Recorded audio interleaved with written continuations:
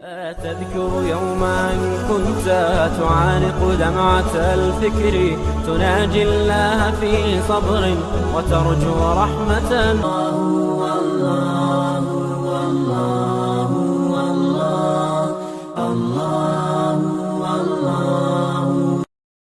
میرا نام سہیل مقبول ہے، پنجاب یونیورسٹی سے تعلق ہے میرا سوال یہ ہے کہ جو آج کا الیکٹرانکس کا کاروبار ہے، نقد اور آسان قسطوں پہ جو کاروبار ہو رہا ہے، یہ اسلامک پوائنٹ آف ویو سے جائز ہے یا نہیں جائز ہے؟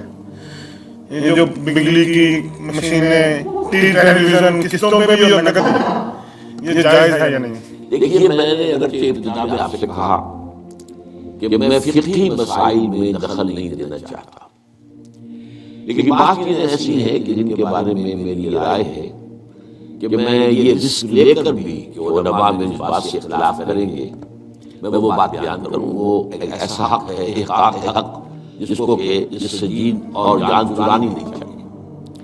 میرے نزدیک یہ معاملہ کہ یہ گلاس اگر آپ نقد خریدتے ہیں تو 10 روپے کا ہے، اور ایک مہینے کے بعد اگر آپ پیسے دیں گے تو پھر 11 روپے. میرے نزدیک یہ سودی معاملہ ہے، 1 روپیہ سود ہے. یہ ایسے ہی ہے کہ آپ نے کسی کو 10 روپے قرض دیے اور 1 مہینے کی مدت کے حوالے سے 1 روپیہ بڑھ گیا. سود اور اس کو کہتے ہیں. لیکن بدقسمتی سے فقہ حنفی کی روح سے ہی جائز ہے، لہذا علماء کا فتویٰ موجود ہے لوگوں کے لیے. اب سود کو کس طرح کیا گیا ہے؟ سرکموینٹ کرنا جو ہے سود کو. آپ ایک کار خریدنا چاہتے ہیں، آپ کو پیسہ نہیں ہے، آپ 10 لاکھ روپیہ بینک سے لیتے ہیں، بینک اپنا جو ہے آپ کو 10، 15، 20% کے اوپر قرض دیتا ہے. اس کے بجائے ایک راستہ اختیار کیا، ہم آپ کو کار خرید دیتے ہیں، آپ ہمیں 10 سال کی قسطوں میں پیسے دے دیجیے. وہ اپنے 10 سال کا سود کیلکولیٹ کر کے اس میں ڈال دیتے ہیں، وہ آپ کو دینا پڑے گا. تو یہ صرف ایسے ہی ہے کہ ناک کو سیدھا پکڑ لیا جائے، یا یہ کہ پھر آپ کا ہاتھ جو ہے گردن سے میرا تو ہاتھ نہیں پہنچتا، لیکن یہ کہ بہرحال جن کے پہنچ جاتے ہیں ہاتھ، وہ اس میں جائز کیے بیٹھے. تو میرے نزدیک اصل میں یہ آپ کے سامنے بڑی یعنی دین کی حکمت اور فلسفے کے اعتبار سے بہت اہم بات ہے جو کہنے چلا ہوں. دیکھیے، آپ کو معلوم ہے کہ حق و باطل کے درمیان کشاکش اور کشمکش اور جنگ یہ تو اول روز سے ہے. ستی کا کار رہا ہے ازل سے تا روز، چراغ مصطفی سے شرار ملہوی. نتیجہ کیا ہے؟ حق غالب آتا ہے، کچھ عرصے کے بعد پھر باطل سامنے آ جاتا ہے. پھر اللہ نے نبی بھیجا، پھر حق کو غالب کیا، پھر بعد میں کچھ عرصے کے بعد پھر باطل سامنے آ گیا. شیطان نے پھر غلبہ کر لیا. یہی ہوتا ہے. خلافت راستہ کے ختم ہونے کے بعد سب سے پہلی خرابی کیا آئی؟ ملوکیت آ گئی. اب موروثی ملوکیت ہے. ملوکیت کیا ہے؟ جس کی لاٹھی اس کا بھینس، جس کے بعد طاقت ہے وہ آئے حکومت کا قابل ہو جائے. اب کہلاتے خلفاء تھے، وہ خلفاء تو نہیں تھے، بادشاہ تھے. وہ بنو امیہ کے ہوں، بنو عباس کے ہوں، یا ترک ہوں، یہ بادشاہ تھے. خلفاء کہتے تھے خلفاء اپنے آپ کو. ایک معنی میں تھا کہ اپنی اس حاکمیت مطلقہ کے مدعی وہ نہیں تھے، حاکم بلائی کو مانتے تھے.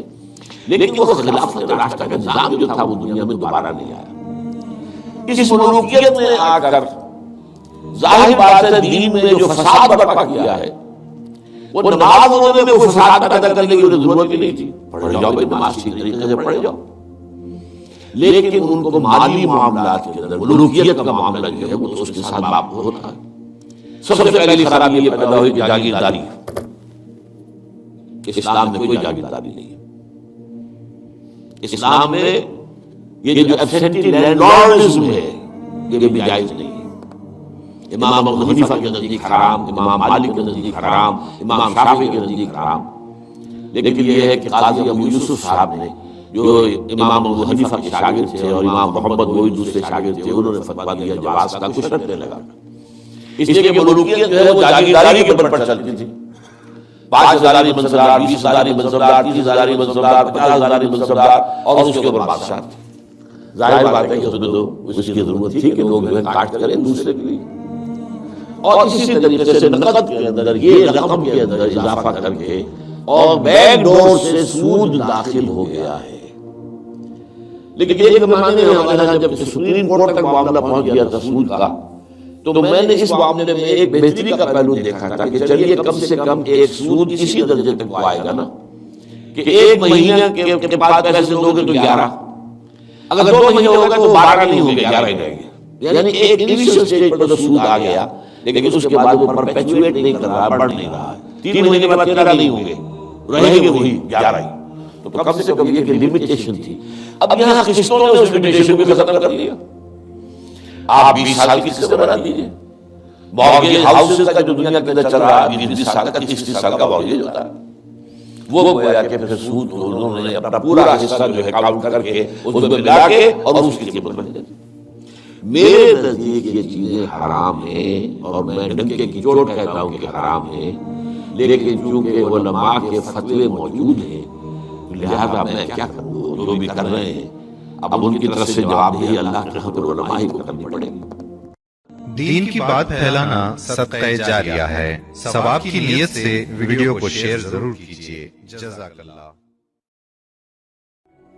تذكر يوما كنت تعانق دمعة الفكر تناجي الله في صبر وترجو رحمة الله